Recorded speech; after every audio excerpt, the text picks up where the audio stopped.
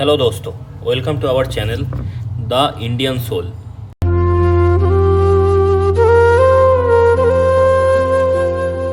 और मेरा नाम है शुभ और आज हमारे टॉपिक है पिट्स इंडिया एक्ट 1784।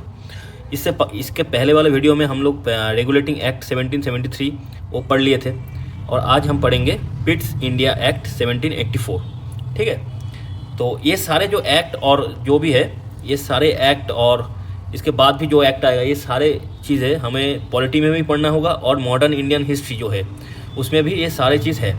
तो इस एक ही टॉपिक से, एक ही वीडियो से हम दोनों सब्जेक्ट की जो टॉपिक है उसको कवर कर लेंगे। तो आज हम शुरू करते हैं पिट्स इंडिया एक्ट 1784। तो सबसे पहले हम जान लेते हैं पिट्स ये जो इंसान है ये कौन है। विलियम पिट्स करके एक ब्रिटिशियन था जो कि 21 ईयर में, मतलब 21 साल में उन्होंने ब्रिटिश पार्लियामेंट में एज ए मेंबर एंटर किया 1780 में। उसके बाद 1783 आते आते, मतलब लगभग 3 साल बाद ही उन्होंने as a youngest prime minister बना किस देश का, ग्रेट ब्रिटेन की, 1783 में। ठीक है, तो उनके टाइम में क्या था, वो जब प्राइम मिनिस्टर बने ग्रेट ब्रिटेन की, तो उनके टाइम में क्या था, इंडिया के अंदर जो ईस्ट इंडिया कंपनी था उनका जो पूरा कंट्रोल था वो था कोर्ट ऑफ डायरेक्टर्स के पास, मतलब जो 24 लोग थे ब्रिटेन में बैठे हुए उनके पास। तो पिट्स जब प्राइम मिनिस्टर बने, उन्होंने सोचा कि ईस्ट इंडिया कंपनी का जो कंट्रोल है वो कोर्ट ऑफ डायरेक्टर के पास ही मेनली रहता है, लेकिन उस कंट्रोल को अब डायरेक्टली ब्रिटिश जो गवर्नमेंट है वो और ज़्यादा अपने अंडर लेके आएगा, ईस्ट इंडिया कंपनी का जो कंट्रोल है। तो ये था उनका सोच। तो जैसे सोच ऐसे करनी। तो ये सोच के साथ उन्होंने क्या किया, उन्होंने लेके आया पिट्स इंडिया एक्ट 1784। ठीक है, इसमें क्या था, इसमें पहला जो एक्सपेक्ट था वो था ट्रेड मोनोपोली। तो ट्रेड मोनोपोली में कोई दिक्कत नहीं आया। ट्रेड मोनोपोली जो ईस्ट इंडिया कंपनी के पास था वही था। ट्रेड मोनोपोली मतलब इंडिया के अंदर मतलब ब्रिटेन से बस एक ही कंपनी जाके बिजनेस कर सकता है, वो है ईस्ट इंडिया कंपनी। और बाकी कोई भी ब्रिटिश कंपनी इंडिया में आके बिजनेस नहीं कर सकेगा, क्योंकि उसका परमिशन ब्रिटिश गवर्नमेंट दिया नहीं। बस मोनोपोली एक ही परमिशन दिया है, जो कि मोनोपोली परमिशन है किसके पास है, ईस्ट इंडिया कंपनी के पास। तो वही मोनोपोली कंटिन्यू हुआ, उसमें कोई दिक्कत नहीं आया। उसके बाद आता है control of east India company. अब ये ईस्ट इंडिया कंपनी उनके दिमाग में पहले से ही था, पिट्स के दिमाग में, विलियम पिट के। वो चाह रहे थे कि ईस्ट इंडिया कंपनी का जो कंट्रोल है कोर्ट ऑफ डायरेक्टर के पास, बस कोर्ट ऑफ डायरेक्टर के पास अकेला नहीं रहे, वो थोड़ा डिवाइड हो, ब्रिटेन गवर्नमेंट के पास भी थोड़ा सा पावर और ज़्यादा आए। तो इसी सोच के साथ उन्होंने क्या किया, ईस्ट इंडिया कंपनी का जो कमर्शियल अफेयर है, मतलब जो बिजनेस अफेयर्स है, उसका कंट्रोल रह गया कोर्ट ऑफ डायरेक्टर के पास, जो 24 लोग के ग्रुप था ब्रिटेन में। और बाकी जो पॉलिटिकल अफेयर है, सिविल अफेयर और मिलिट्री अफेयर्स, ये तीनों अफेयर, तीनों के जो काम होगा, तीनों के अंडर पॉलिटिकल काम जो ईस्ट इंडिया कंपनी करेगा, सिविल लेवल पे जो काम करेगा देश के अंदर, मतलब इंडिया के अंदर, और मिलिट्री जो एक्टिविटी होगा ईस्ट इंडिया कंपनी का, ये सारे चीज़ किसके अंडर चला गया, ये चला गया बोर्ड ऑफ कंट्रोल के पास, जिसमें 6 मेंबर होते थे। तो पहले क्या था, जो 1773 का जो रेगुलेटिंग एक्ट था, उसके अंदर कमर्शियल अफेयर बोल दीजिए और पॉलिटिकल, सिविल, मिलिट्री जो भी अफेयर बोल दीजिए, सारे चीज़ किसके पास था, कोर्ट ऑफ डायरेक्टर के पास। अब क्या हो गया, पिट्स इंडिया एक्ट आने के बाद, पिट्स इंडिया एक्ट 1784 आने के बाद, बस कोर्ट ऑफ डायरेक्टर के पास सिर्फ कमर्शियल जो अफेयर का जो देखभाल का जो पावर है वही रहेगा ईस्ट इंडिया कंपनी का, और बाकी ईस्ट इंडिया कंपनी का जो भी पॉलिटिकल, सिविल और मिलिट्री जो भी काम होगा, जो भी अफेयर्स होगा, वो सारे चीज़ किसके पास, उसका सारे पावर किसके पास चला गया, किसके, बोर्ड ऑफ कंट्रोल के पास। तो ईस्ट इंडिया कंपनी का जितना भी पॉलिटिकल, सिविल और मिलिट्री अफेयर होगा, उसका रिपोर्ट किसके पास जाएगा, बोर्ड ऑफ कंट्रोल के पास, जो कि 6 मेंबर की एक ग्रुप होगा। ये जो 6 लोग हैं बोर्ड ऑफ कंट्रोल में, उनमें से एक कौन रहेगा, एक सेक्रेटरी ऑफ स्टेट, जो कि कैबिनेट मिनिस्टर होगा इन ब्रिटिश गवर्नमेंट के एक मंत्री होगा। ठीक है, चार रहेंगे प्रीवी काउंसिलर, जो कि नॉमिनेटेड बाय ब्रिटिश किंग, जो कि ब्रिटिश किंग के द्वारा नॉमिनेटेड होगा, 4 प्रीवी काउंसिलर। ठीक है, 4 रहेंगे, 4 लोग, यहाँ पे 1 लोग, मतलब 5 लोग हो गया, और एक एक्सचेकर। ठीक है, एक्सचेकर मतलब ये जो भी पैसों का हिसाब होगा, लेन देन होगा, टैक्सेस और जो भी मॉनेटरी इशू होगा, इसको देखेगा। तो मान लीजिए पॉलिटिकल इशू और सिविल अफेयर और मिलिट्री, मतलब ज़्यादातर पावर कहाँ पे शिफ्ट कर दिया, पिट्स इंडिया एक्ट ने 1784 में वो बोर्ड ऑफ कंट्रोल के पास शिफ्ट कर दिया। इस बोर्ड ऑफ कंट्रोल में कौन कौन लोग रहेंगे? एक सेक्रेटरी, स्टेट सेक्रेटरी लेवल के कैबिनेट मिनिस्टर रहेंगे जो ब्रिटिश गवर्नमेंट का कैबिनेट मिनिस्टर होगा। 4 प्रीवी काउंसिलर होगा जो कि नॉमिनेटेड बाई ब्रिटिश किंग होगा, और एक एक्सचेकर होगा। ठीक है, और बस ये कॉमर्शियल जो चीज़ें हैं, बिजनेस का जो अफेयर्स होगा वो कोर्ट ऑफ डायरेक्टर के पास रहेगा। तो ज़्यादातर हिस्सा कहाँ पे आ गया? Board of control. Board of control का मतलब बोर्ड ऑफ कंट्रोल के अंदर कौन है? ब्रिटिश गवर्नमेंट के लोग हैं। तो ज़्यादातर ईस्ट इंडिया कंपनी के ऊपर ज़्यादातर पावर किसका आ गया? ब्रिटिश गवर्नमेंट का। जो चीज़ विलियम पिट चाहते थे और पिट्स इंडिया एक्ट के थ्रू उन्होंने इस्टेब्लिश भी कर दिया। ठीक है, तो यहाँ पे लगभग एक डुअल गवर्नमेंट स्थापित हुआ, जो कि एक तो कोर्ट ऑफ डायरेक्टर और बोर्ड ऑफ कंट्रोल, ये दोनों मिलके ये ईस्ट इंडिया कंपनी के ऊपर नज़र रखेगा। उनके हर एक काम के ऊपर अपना नज़रदारी चलाएगा। ठीक है, ये एक डुअल गवर्नमेंट टाइप का हो गया ईस्ट इंडिया कंपनी के लिए।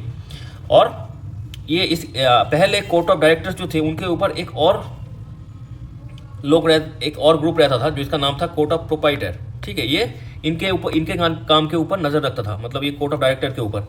इनके सुपीरियर थे कौन? Court of proprietor. ठीक है, अब पिट्स इंडिया एक्ट 1784 जब आया तब ये जो कोर्ट ऑफ डायरेक्टर को जो प्रीवियसली कंट्रोल करता था, कौन कंट्रोल करता था? Court of proprietor. इनका जो कंट्रोलिंग राइट्स है उसको रिमूव कर दिया गया, मतलब इसको काट दिया गया। कोर्ट ऑफ प्रोप्राइटर को निकाल दिया, मतलब उसका काम खत्म हो गया। उसके बाद पहले गवर्नर जनरल जब कोर्ट ऑफ डायरेक्टर को रिपोर्ट करते थे, उनके कोर्ट ऑफ डायरेक्टर के ऊपर कोर्ट ऑफ प्रोप्राइटर करके एक और ग्रुप रहता था। तो अब पिट्स इंडिया एक्ट 1784 आने के बाद उस कोर्ट ऑफ प्रोप्राइटर को उसका काम को ख़त्म कर दिया गया। अब ईस्ट इंडिया कंपनी का जो भी कॉमर्शियल अफेयर होगा उसका देखभाल कौन करेगा? कोर्ट ऑफ डायरेक्टर करेगा। बाकी पॉलिटिकल अफेयर, सिविल अफेयर और मिलिट्री अफेयर का देखभाल बोर्ड ऑफ कंट्रोल करेगा। उसके अंदर 6 लोग रहेंगे, उनमें से एक सेक्रेटरी लेवल के कैबिनेट मिनिस्टर होगा ब्रिटिश गवर्नमेंट का। 4 लोग ऐसे रहेंगे, प्रीवी काउंसिलर रहेगा जो कि ब्रिटिश किंग के द्वारा नॉमिनेट किया हुआ, और एक एक्सचेकर रहेगा। तो लगभग ब्रिटिश गवर्नमेंट के लोग ही रहेंगे बोर्ड ऑफ कंट्रोल में, जो कि ईस्ट इंडिया कंपनी का ज़्यादातर चीज़ों के ऊपर अपना नज़रदारी, मतलब अपना ऑब्जर्वेशन रखेगा। अब हम देखेंगे पिट्स इंडिया एक्ट के दौरान, मतलब पिट्स इंडिया एक्ट 1784 के दौरान एडमिनिस्ट्रेशन में क्या क्या चेंजेस हुआ। एडमिनिस्ट्रेशन में जो चेंज हुआ वो पहले हम जो रेगुलेटिंग एक्ट 1773 में जो था उसमें तो उसमें जो था लगभग ऐसा ही था, लेकिन थोड़ा सा चेंज हुआ।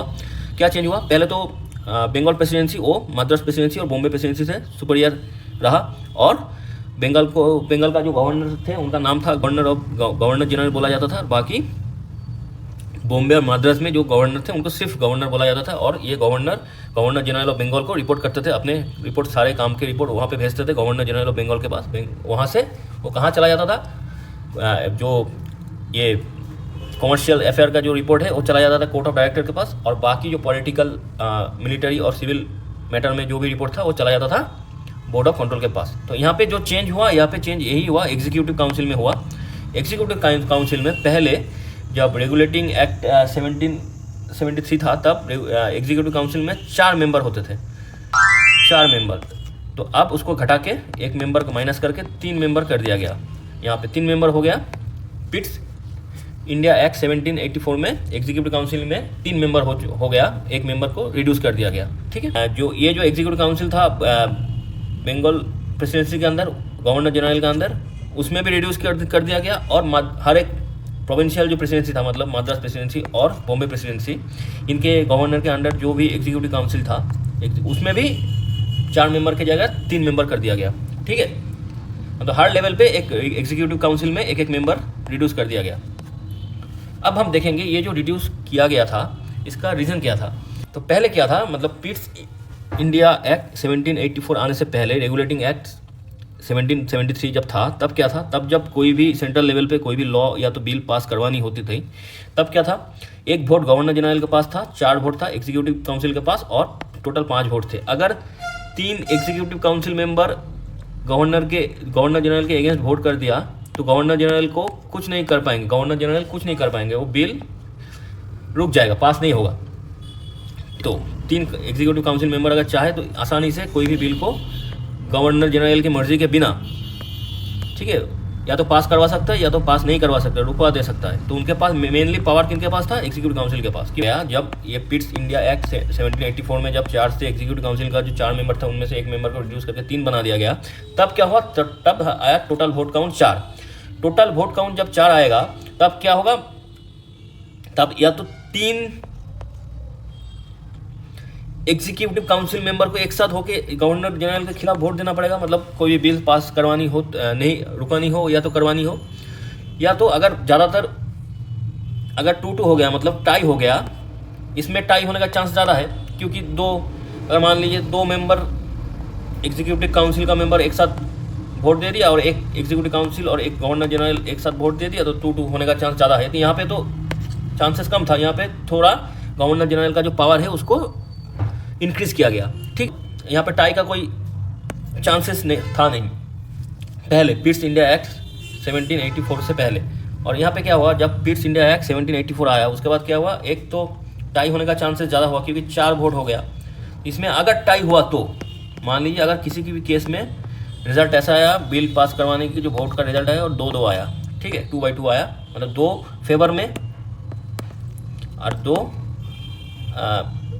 अनफेवर में, मतलब 2 लोग चाहते हैं पास हो जाए, 2 लोग नहीं चाहते, ठीक है। तब जाके क्या होगा?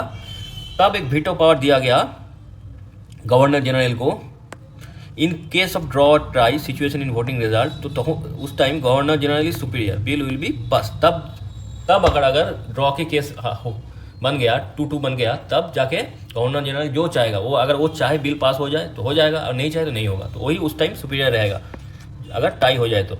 इसके चक्कर में क्या हुआ? गवर्नर जनरल का जो है उनका जो पावर है, तो वो पावर